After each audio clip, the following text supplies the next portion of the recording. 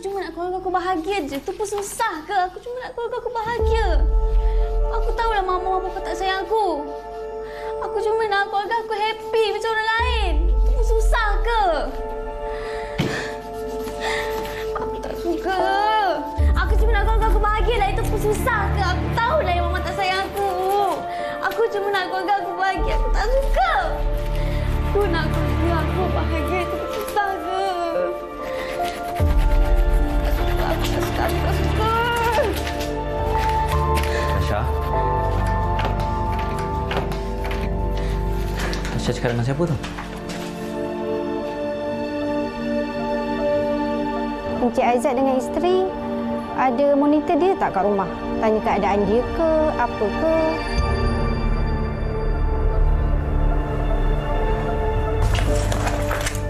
Apa ni Tasha? Mana ada Tasha cantik biasa je. Kenapa macam ni? Tasha bosan, Tasha cantik lah. Ya Allah, Tasha. Papa tahu Tasha stres. Tasha tak boleh nak terima keadaan ni semua. Tapi Papa minta tolong dengan Tasha. Tolong jangan fikir yang bukan-bukan pasal Mama dengan Papa. Tolong. Tasha tahu lah yang Mama tu busy. Tapi Mama tak payah nak cakap benda yang sama. Tasha stres lah. Tasha tak bodoh. Tasha boleh tahu mana itu betul, mana itu buruk. Tasha kenapa cakap dengan Papa macam ni? Tasha tak pernah cakap dengan Papa macam tu, tahu. Papa tak pernah ajak Tasha. Sebab pula tiba-tiba tengok Abang Long sebab. Iyalah tu, jarang tengok Abang Long kita begitu kecuali di dalam drama sahaja. Baik, itu dia sedikit sebanyak sedutan dari drama Khilaf Asmara yang berkait rapat dengan topik yang kita bincangkan pada hari ini, iaitu bercerai jangan abaikan emosi anak-anak. Betul. Dan kita nak kenalkanlah dua tetamu hebat kita, satu di studio dan juga satu di dalam talian. Kita mulakan dengan Datin Profesor Dr. Mariani Muhammad Noor, pakar psikologi kanak-kanak Universiti Segi. Assalamualaikum Prof. Prof telah pun bersedia dalam talian. Sihat, Prof? Sihat. Kurang sihat sikit. Kurang sihat. Semoga cepat sembuh, Prof. Bersama dengan wanita hari ini. Okey, dan juga kita bersama dengan kalau itu Abang Long, ini kawan Abang Long dan juga rapat juga. Mana tetamu kita ni panggil Abang Long kita baby. Kita nak perkenalkan Norman Hakim akan bersama dengan kita lah untuk insya-Allah topik kita hari ini. Perlukah kita tahu kenapa panggil Farin Ahmad baby? Sebab kita orang dulu satu tim bola. Jadi kita orang ni sentiasa encouraging each other kan. Panggil dia baby, dia bersemangat sikit nak main bola. Oops, pecah rasa. Sorry baby. Okey, baiklah. Abang Norman, Prof, terima kasih banyak-banyak sebab sudi bersama dengan kami untuk kita membincangkan. Saya kira satu topik yang sangat-sangat berat sebenarnya apabila kita bercakap tentang emosi anak-anak kita apabila berlakunya perceraian antara ibu dan bapa mereka. Tetapi sebagai permulaannya, Fatin, mukadimahnya, elok kalau kita dengarkan terlebih dahulu daripada Prof. Prof, bila kita bercakap tentang perceraian, pastinya bukan sahaja kesan dia dapat dirasakan oleh suami ataupun isteri itu tadi. Tetapi apabila sesebuah institusi kekeluargaan itu mempunyai anak-anak, ini yang akan memberikan kesan dan impak yang cukup besar kepada terutamanya emosi mereka. Mungkin Prof boleh kupas lebih lanjut di situ, Prof. Silakan, Prof. Okey, kalau kita lihat maksud perceraian ni berpisahnya antara suami dan isteri ya. Tetapi dalam konteks sesebuah keluarga, bukan sahaja berpisah suami dan isteri, tetapi berpisahnya ibu dan ayah, berpisahnya ibu dan ayah daripada anak-anak, dan juga berpisahnya mereka ini daripada kaum keluarga sebelah suami dan isteri. Ya, kalau keadaan itu tidak betul-betul dikawal dengan baik ya. Kerana perceraian ini kita memang tidak mahukan, seperti Uyaina sebut awal dalam siaran ini. Tak ada sesiapa yang mahukan perceraian, kerana perceraian ini bukan sahaja boleh mengganggu emosi pasangan yang akan bercerai atau telah bercerai, tetapi juga mengganggu emosi anak-anak. Dan kita perlu ingat bahawa anak-anak ini ada pelbagai peringkat umur, ya. Pelbagai peringkat umur berbeza pula emosinya, dan begitu juga dengan jantina, kerana jantina anak-anak juga main peranan yang penting dalam orang kata pengaruh perceraian ini terhadap emosi mereka ya. Ada kajian dibuat terhadap anak lelaki dan anak perempuan, apa kesan emosi terhadap perceraian yang telah berlaku sekarang ini. Tetapi untuk makluman Uyaina dan Fatin dan juga Norman ya, tidak semua perceraian itu sebenarnya mengganggu emosi anak-anak itu selama-lamanya. Okey. dia bergantung juga kepada cara gaya bagaimana pasangan yang telah bercerai itu dapat memastikan keadaan seperti biasa walaupun mereka tidak lagi duduk satu rumah dan sebagainya. Jadi banyak perkara yang kita boleh kongsikan untuk hari ini. Ya, betul. Baik. Kalau kita bercakap, ini lebih kepada peranan ibu bapa itu sendiri untuk memastikan baik mereka ada masalah tapi emosi anak-anak tu mereka tak selayaknya untuk menerima kesakitan dan juga mungkin kekecewaan daripada perpisahan tu. Okey, kita tahu Prof daripada kajian senario yang berlaku isu-isu rumah tangga dan penceraian. Kita nak tanya kepada Norman juga yang mana beliau melalui proses yang mana menempuh proses penceraian. Bagaimana sebenarnya dari awal, mungkin tak senang kalau melihat kepada apa yang ada yang kita pamerkan sekarang ini. Proses sebelumnya tu berkenaan dengan emosi dan juga penceraian Norman dan juga Ibi. Okey, dia sebenarnya proses tu memang kita melalui fasa macam orang lain kat luar sana juga. Maksud dia tak kisahlah sama ada golongan marhain ataupun golongan kayangan. Kan? Jadi macam saya ni golongan marhain. Jadi kita melalui fasa yang sama sebab kita adalah manusia biasa. Fasa keributan, fasa ketenangan, fasa mencari solusi dan sebagainya. Semua tu kita kena lalui. Sebab saya mampu bercerita macam Prof sendiri berdasarkan fakta dan juga statistik dan juga kajian. Saya melalui pengalaman sendiri. Jadi sebenarnya ianya melalui proses yang sangat panjang untuk kita mencapai satu kemufakatan demi kepentingan, kebajikan dan kebaikan untuk anak-anak. Sebab anak-anak tak berdosa, anak-anak tak bersalah. Kenapa mereka perlu berada dalam ketelagahan antara ibu dan bapa? Benda ni yang berlaku dalam masyarakat kita. Sebab saya sebenarnya benda ni, satu benda yang paling saya takut. Apa aku nak jawab dengan Allah? Itu sebenarnya. Sebab benda ni kita kena ada ilmu, kena berguru. Jadi bila guru saya mengatakan macam mana kita nak kena jawab dengan Allah nanti, bercerita tentang di mahsyar nanti dan sebagainya, terus saya rasa macam beremang tulang belikat, semua benda rasa macam serba tak kena dan benda tu tak boleh buat saya tidur. Jadi daripada situlah titik permulaan untuk kita mencari solusi.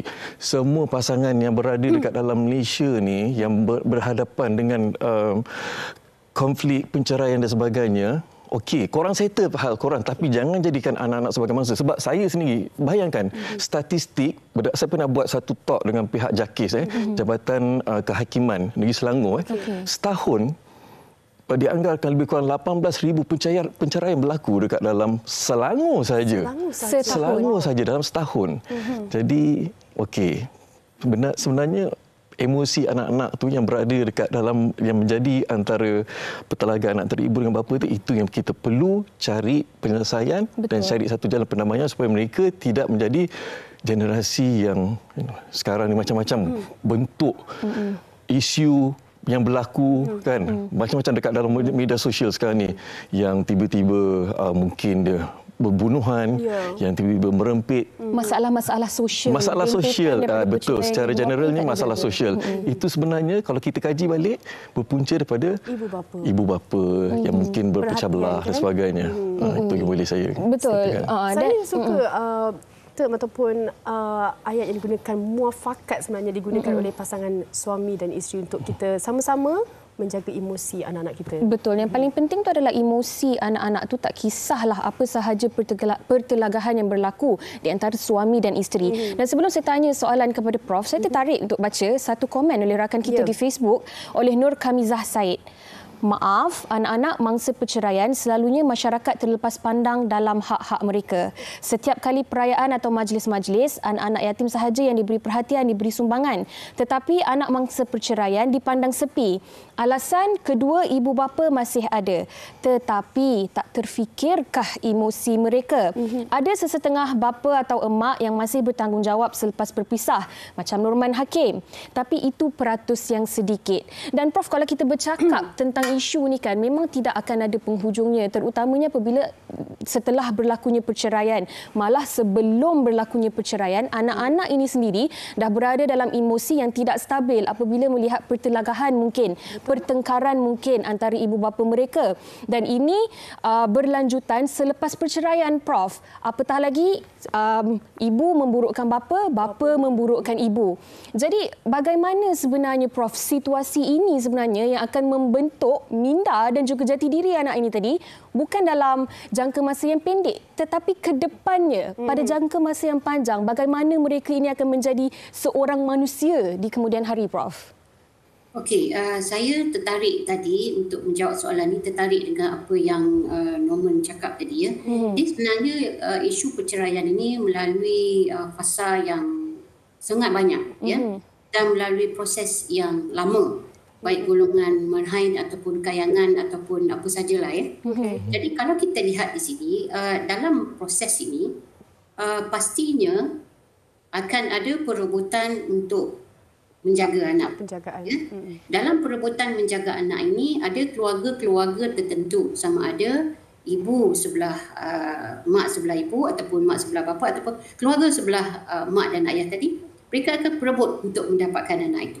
Jadi di sinilah proses itu bermula dan jika tidak ditangani akan membawa kepada pembentukan jiwa anak yang negatif. Sebagai contoh, tadi Uyaina dia sebut. Kalau mak dia akan memburukkan ayah. Pergi pula sebelah ayah, dia akan memburukkan ibu. Kemudian untuk dapatkan hak penjagaan, berjumpa pula dengan pakar psikiatri. Jadi ada banyak perkara dan saya terlibat dengan beberapa perkara untuk menyelesaikan masalah ini. Memang ada orang kata memburukkan antara satu sama lain yang mana ini tidak sepatutnya berlaku. Kerana ini akan membentuk jati diri yang sangat negatif dalam diri kanak-kanak itu, terutama bila anak itu semakin membesar. Kalau anak ini memang dalam peringkat remaja, ini akan membawa kepada kesan perbuatannya yang lebih kepada untuk meluahkan perasaan di luar. Ini yang kita tidak mahu berlaku, merempit, kita tidak mahu berlaku lari dari rumah dan banyak lagi perkara-perkara yang negatif. Jadi seharusnya pembentukan personality anak, emosi anak itu harus dijaga walaupun dikatakan berlaku perceraian. Memang orang kata senang, memang orang kata senang nak cakap. Tetapi saya rasa Norman telah melaluinya dan dia telah melaluinya. Berlaku penafian dalam diri anak-anak. Tak, mama papa masih ada dalam rumah. Mama papa masih ada. Nafi betul-betul. Tetapi dalam masa yang lama memang tidak ada kelibatan mata figura. Prof? Okey. Ini yang kita katakan boleh berlaku stres. Boleh berlaku ketegangan dan dalam keadaan inilah ibu atau bapa tadi perlu mengurus emosi anak itu. Tapi kan Uyaina dan Fatin, sebelum urus emosi anak, perlu urus emosi diri sendiri dulu.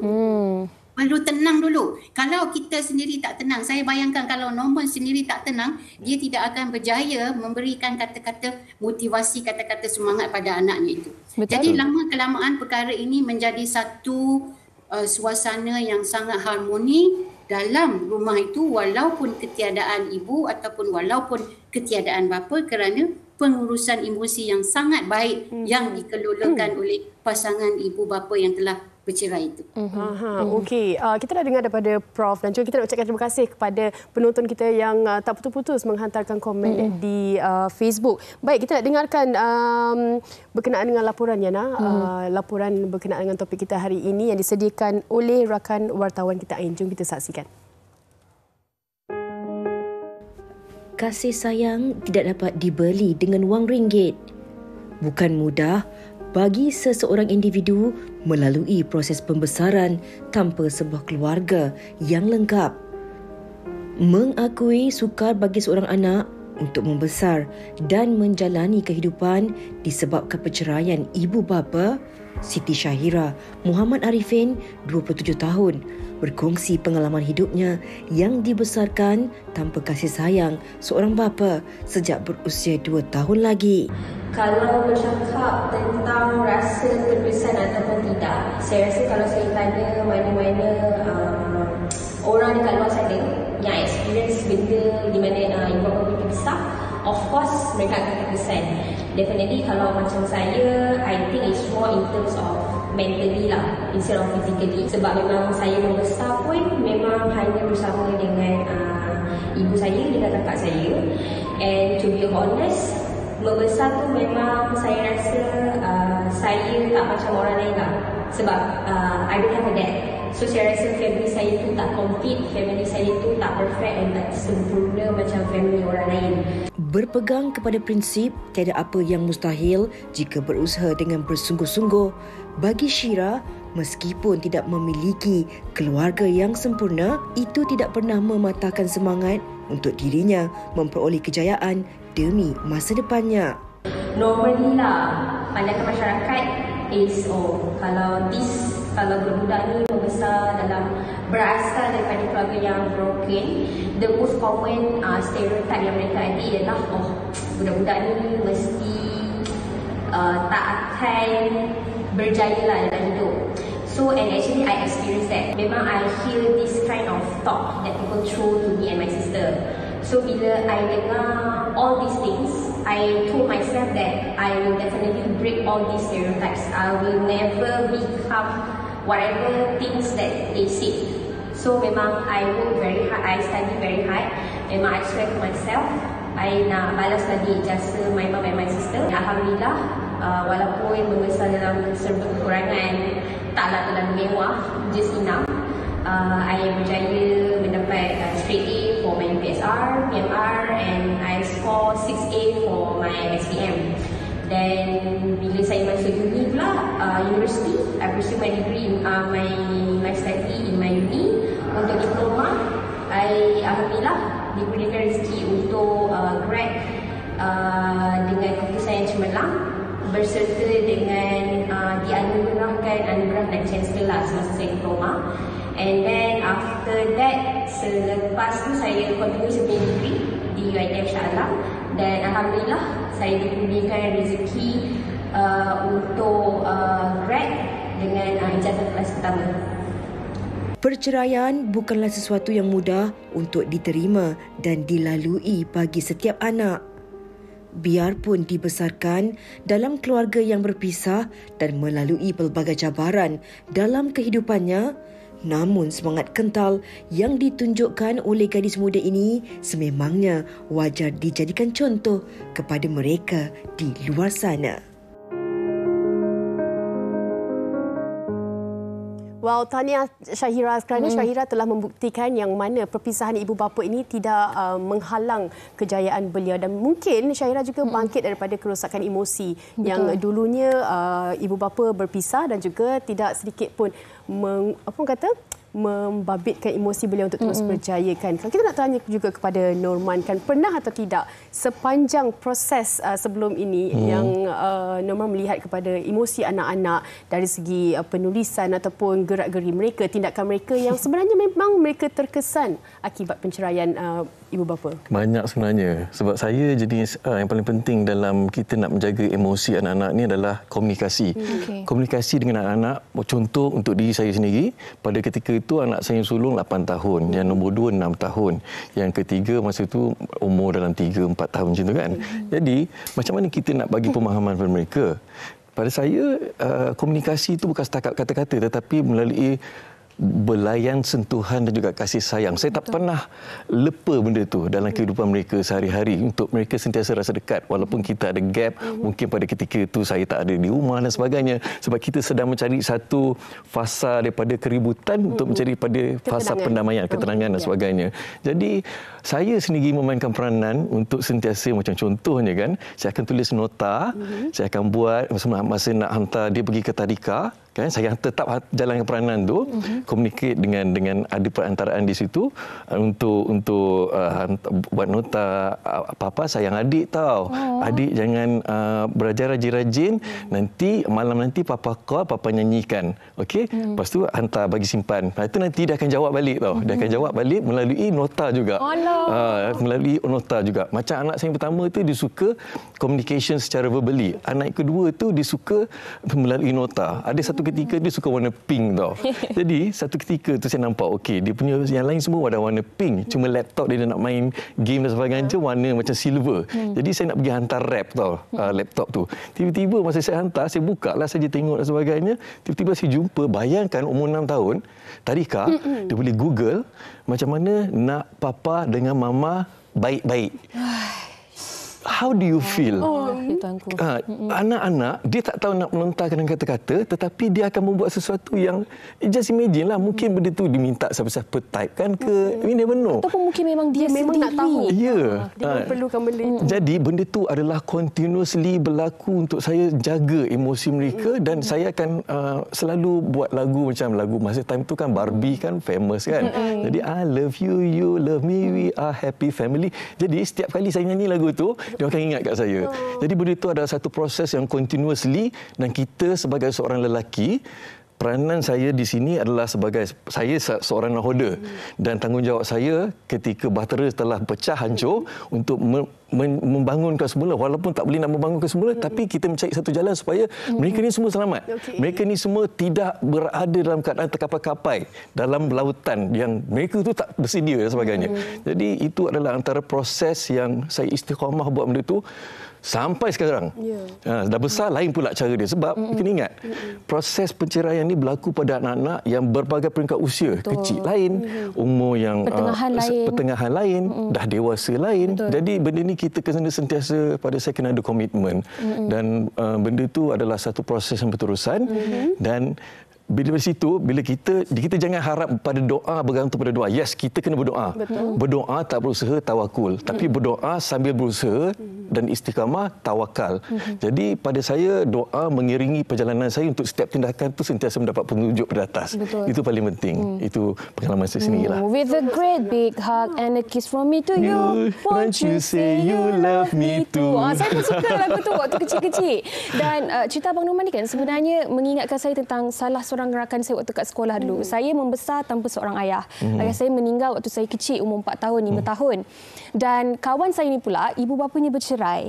Jadi bila kita orang sembang sesama kita orang waktu sekolah dulu kan, dia pernah bercakap macam ni dekat saya. Dia kata, tak apa, engkau, ayah engkau berpisah mati. Aku, mak dengan bapa aku berpisah hidup. Ada tapi macam tak ada.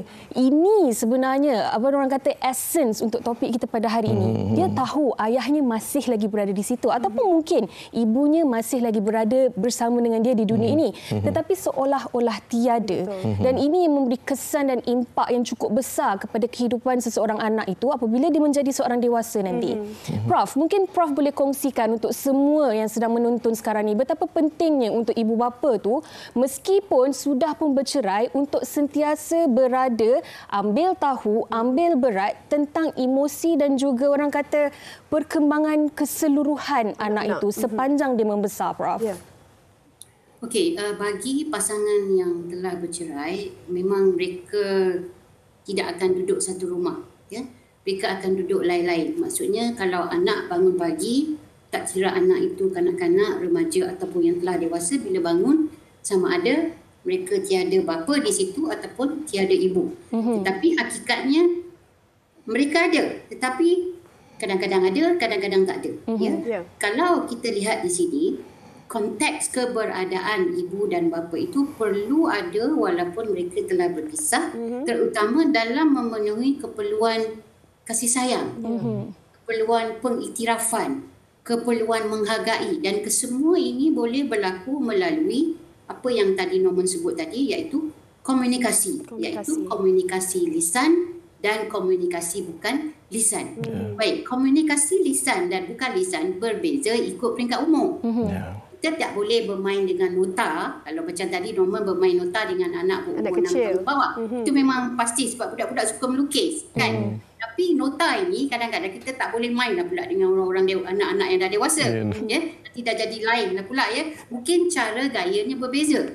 Lihat saja bagaimana orang kata cara gaya kehidupan Norman sekarang. Bukanlah nak kata busybody, tetapi dia boleh dijadikan sebagai salah satu role model yang mana walaupun berpisah tetapi keberadaan ibu dan bapa masih lagi dalam jiwa anak-anak Norman dan bekas isterinya, iaitu Abby. Jadi ini sangat penting dalam kehidupan. Yang paling penting, usaha itu tetap ada, dan urus emosi sendiri dulu. Itu yang paling penting. Uruskan emosi diri sendiri dulu, perlu berada dalam keadaan yang tenang, dan perlu ada hala tuju untuk anak masing-masing. Bawa berbincang dengan bekas-bekas pasangan supaya ada hulu hala tuju yang seragam. Jadi anak-anak pun tahu, oh okey, walaupun mama bukan lagi duduk satu rumah dengan papa, tapi dia tahu apa kita nak buat. Jadi at least permuafakatan di situ ada, persefahaman di situ ada, dan akhirnya mereka menjadi keluarga yang masih lagi sejahtera walaupun telah berpisah ibu dan bapa. Jadi dengan cara ini, emosi anak-anak boleh dibela dan boleh dipantau supaya tidak terbabit kepada insiden-insiden atau pelakuan-pelakuan yang negatif yang banyak berlaku sekarang ini.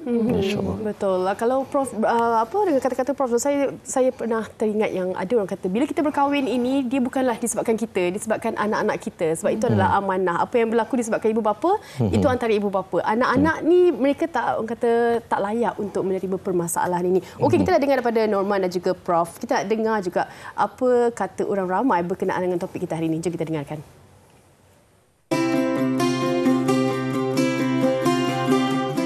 Penceraian ni memang akan menyumbang tekanan emosi lah kepada anak-anak. Jadi kalau ibu bapa tak dapat nak monitor ataupun pantau anak-anak, so anak-anak tak ada tempat untuk luahkan perasaan. Okey, kalau untuk yang penceraian tu itu hak masing-masing. Jadi apa yang saya boleh sampaikan, ingatlah apa-apa yang berlaku sekalipun jangan keluar daripada kapal yang kita tengah berlayar. Kerana kalau kita keluar daripada kapal, kita akan menimpa lagi masalah. So sekarang ni bagi saya apa-apa pun ingat anak-anak je. Kalau boleh janganlah berlaku pertengkaran di hadapan anak-anak. Berbincanglah. Kalau boleh di belakang mereka, tunjukkan orang kata sifat professionalism kan, supaya anak-anak ni emosi mereka terjaga. Bila perceraian berlaku, macam-macam gejala yang tidak baik berlaku pada remaja-remaja sekarang, terutamanya lah. Sebab bila ibu bapa bergaduh, anak-anak tak dapat kasih sayang secukupnya. So anak-anak akan jadi lebih terabai, memilih jalan hidup sendiri tanpa bimbingan daripada mak ayah mereka sendiri. Ada semua, terutama ibu bapa, mana kalau ada masalah tu selesai sebaik mungkin. Sebab kata pepatah Melayu, tarik rambut dan tepung. Rambut tak putus, tepung tak berselerak. So bila kita cuba jernihkan keadaan yang keruh, insya-Allah tak ada apa berlaku dan anak-anak akan lebih bahagia dengan kita sama ini. Betul. Itu dia pendapat orang ramai tentang topik kita pada hari ini. Dan rata-rata ramailah yang bercakap macam kalau bergaduh, macam mana sekalipun jangan di hadapan anak-anak. Kalau depan anak-anak ni, kalau boleh kita jangan tunjukkan pergaduhan itu sebab ini yang akan memberi kesan kepada emosi mereka di kemudian hari. Tapi kan, Abang Norman, macam mana kan sewaktu perceraian itu berlaku? Macam mana Abang Norman waktu itu memberi kefahaman?